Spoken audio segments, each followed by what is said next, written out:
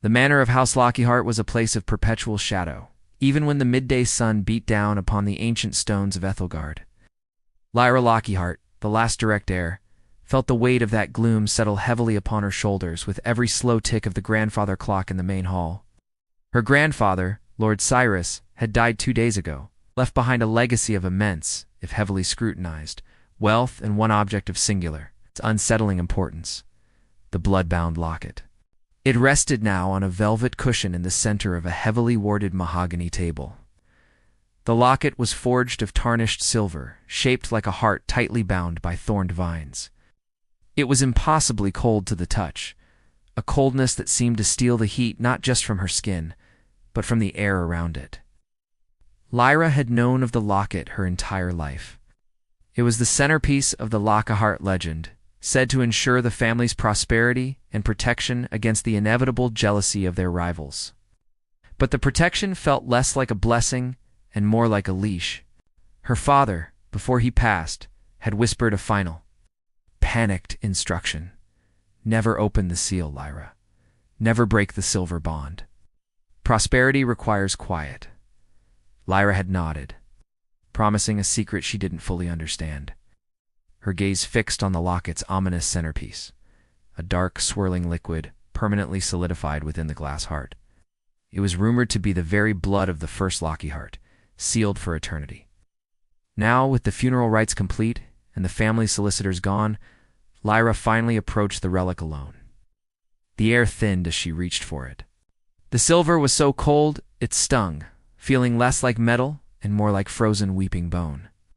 She picked it up, and the world seemed to hold its breath. The silence of the manor deepened into an oppressive vacuum. Lyra needed the protection now more than ever.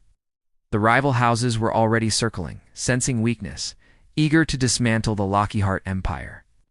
She tried to invoke the power she had been taught to wield: the quiet, internal magic passed down through generations, a simple binding spell to reinforce the estate's wards. But the locket resisted. It did not hum with latent power. It vibrated with contained hostility. It felt less like a protective amulet and more like a struggling, caged creature. Frustration mixed with fear, tightening her grip until her knuckles were white against the aged silver. "Guard your family as you swore to," she commanded, her voice barely a whisper in the vast dark hall. Suddenly, a scorching heat erupted from the locket, quickly followed by a sickening snap. The fine silver hinge, which had remained fused for 2 centuries, fractured with a sound like shattering glass. Lyra cried out, dropping the locket onto the velvet cushion. It lay open. Solidified darkness inside was exposed to the light of the tallow lamp, and it was not blood, it was shadow. Dense, throbbing, oily darkness that seemed to pull the light into itself, leaving a small, stark ring of cold, pure night. And then, a vision. It was instantaneous, searing itself onto her mind's eye. A flash of brilliant, agonizing red, a swift downward motion of a heavy ceremonial dagger, and a final, guttural scream that echoed not in the room, but in the marrow of her bones. Lyra staggered back, gasping for breath, clutching the edge of the mahogany table. The vision vanished. The locket lay inert, its terrible secret briefly revealed, and now sealed again by the remaining tension in the hinge. It was just grief, she told herself. The shock of her grandfather's death, the stress of the inheritance. The dark atmosphere of the old houselet was all combining to create hallucinations. But the coldness remained, and the faint coppery scent of old blood now seemed to cling to the air around the table. She retrieved the locket, gingerly snapping the hinge shut again. It was broken, though. The slightest pressure would spring the secret open once more. Lyra couldn't dismiss the terrifying image. She needed to know what the Lockyheart family had truly bound within this heirloom. She descended to the subterranean Lockyheart archives, a vast library carved into the bedrock beneath the city. The air here was dry, thick with the scent of old parchment and dust. She sought the texts labeled the founding, the histories that documented the Lockyheart's rise to prominence 200 years prior. Most of the accounts were boilerplate: shrewd business deals, advantageous marriages, clever political maneuvering. What, within a sealed subsection dedicated to Lord Valerius, the first bearer, she found 3 pages of scorched, heavily censored writing. The names of the rival house, the Ashworths, were meticulously scrubbed out. The text mentioned a binding of permanent prosperity and a necessary cost, phrases that sent a chill down her spine. She returned to her room, the locket now tucked beneath her tunic, resting against her own pulsing heart. The locket was burning hot against her chest. She pulled it out. The hinge gave way entirely. The locket fell open in her palm. This time the vision was longer, clearer, and horrifyingly detailed. She was no longer just seeing, she was there. The smell of damp stone and sulfur filled her senses. She stood in a deep, shadowed crypt. Lord Valerius, her great-great-grandfather, stood over an improvised stone altar. He was chanting in a harsh, forgotten language, his face a mask of grim determination. On the altar lay a man, dressed in the fine silks of a noble house, the very house whose name had been scrubbed from the archives. Valerius raised the dagger she had seen in the first flash, its blade now coated in a sickly, dark substance. He was not just killing a rival, he was performing a precise, ritualistic sacrifice. The victim was still alive, his eyes wide with horror and betrayal. As Valerius struck, he chanted the binding words, trapping the final, desperate surge of the victim's life force. A roaring shadow, dark and formless, was drawn not into the victim but into the locket, which Valerius held aloft. The solidified darkness within the silver heart was not her ancestors' blood. It was the eternal, condensed guilt and power drawn from a life unjustly taken. The blood-bound locket was a magical battery powered by immortal sin. Lyra collapsed onto her bed, retching. The reality of her family's wealth, that it was all built upon murder and arcane slavery, was crushing. She sealed the locket and ran. She ran not to the archives, but to the only person who could possibly confirm this ancient atrocity, her Aunt Seraphine. Seraphine, the quiet, stone-faced keeper of the family's minor secrets, lived in a small wing, overlooking the desolate servants' courtyard. Lyra burst into her aunt's study, the locket clutched in her hand. The locket, she choked out. The binding, Valerius, murdered the Ashworth lord. Aunt Seraphine did not flinch. Her expression, carved from granite, remained untouched.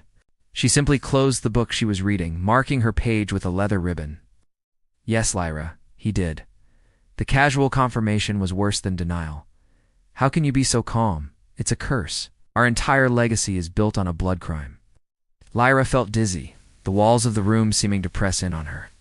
It was necessary, Seraphine stated, her voice dry as parchment. The Lockharts were collapsing. Valerius made a choice. He bound a powerful, though minor, shadow entity to the victim's life essence, trapping both within that silver cage. Seraphine finally looked at Lyra, her eyes sharp and cold.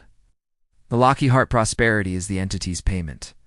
Its servitude grants us power. That is the truth. And the price, Lyra whispered, already knowing the answer. The price is eternal vigilance, and the certainty that if the locket is ever shattered, the entity will be released, hungry, and will seek its retribution. The words hung heavy in the air. The cursed heirloom was a ticking time bomb. As Lyra stood there, paralyzed by the terrible truth, the locket in her hand suddenly felt impossibly heavy. The entity within sensed her despair, her shame, and her growing weakness. A faint, chilling whisper coiled out from the silver heart, audible only to Lyra. Let me out, child. The guilt is too heavy for you. Give it to me. The shadow was trying to exert influence to persuade Lyra to break the locket and pass the retribution onto all of Ethelgard. The whisper intensified, turning possessive. We need new blood. The old binding is fraying. A new sacrifice is required to refresh the wealth. You know the ritual, Lyra? You saw it. Lyra recoiled, stumbling backwards. The shadow wasn't just influencing her. It was attempting to rewrite her will, to force her to complete the cycle of dark magic and murder. She realized the only way to save herself, and perhaps the city, was not to reinforce the binding, but to destroy the locket entirely. She couldn't let the entity out, but she also couldn't become its servant. There must be a way to release the victim's spirit while containing the shadow. She fled the manor, driven by a fierce, desperate conviction. Taking with her only the locket and a consecrated silver hammer she snatched from the Armorion artifact, blessed by the city's ancient protective clergy. The locket was now searing against her skin, leaving a raw, blistering mark shaped exactly like the bound heart. She ran through the narrow, shadowed streets of Ethelgard, heading for the city's oldest long-abandoned structure, the Crypt of the Silent Vows. She knew this was the original site of the sacrifice, the place where the binding would be weakest. The crypt was cold, echoing, thick with the scent of decay and ancient iron. She stood before the very stone altar she had seen in the vision. The air crackled with residual malignant energy. The locket flared, glowing with an internal, sickening dark red. The trapped entity was fighting back, raging against her intention to destroy its prison. You will burn. You will fall to ruin like the rest of your house. The shadow screamed into her mind, a cacophony of pain and furious denial. Lyra ignored the psychic assault, raising the heavy consecrated hammer above her head. The locket tried one last terrible defense, a surge of despair so potent it threatened to crush her lungs and soul. She saw a vision of her ancestors, all looking down at her in scorn, demanding she stop this act of destructive weakness. But Lyra saw the truth. They were not strong. They were slaves to a crime. She brought the silver hammer down, not onto the locket directly, but onto the stone altar beneath it. The impact was thunderous, splitting the ancient stone down the middle, releasing a torrent of pure, blinding white light. The shadow, which was tethered to the ritual site as much as the silver, shrieked. It was an ear-splitting, non-physical sound that made the crypt's walls shudder. The locket, deprived of its anchor, exploded into 1,000 glittering pieces of molten silver. Da! The shadow entity, momentarily stunned by the destruction of its prison and the consecrated energy, dispersed like smoke in a fierce wind. It was gone, its influence utterly annihilated. Lyra stood alone in the dark, shattered crypt. The silver mark on her chest was gone, replaced by a permanent livid scar. The terrible truth was no longer bound in the locket. It was carved into her very being. She had broken the curse, saving Ethelgard from a terrible entity and her house from its eternal servitude. But in doing so, she had sacrificed the Lockhart name, its power and its wealth, which would surely crumble now that its dark foundation was removed. Lyra left the crypt, no longer the naive heiress, but a woman marked by the shadow, forever bound to the secret she had finally unleashed. The prosperity was gone, but so was the guilt. She was free, but alone, under the new, honest light of a sunrise she had earned with darkness. The price of truth is often the ruin of comfort. If you were captivated by Lyra's desperate struggle against her family's dark legacy, please like, share, and subscribe to Storycraft Studio for more dark fantasy tales and thrilling adventures.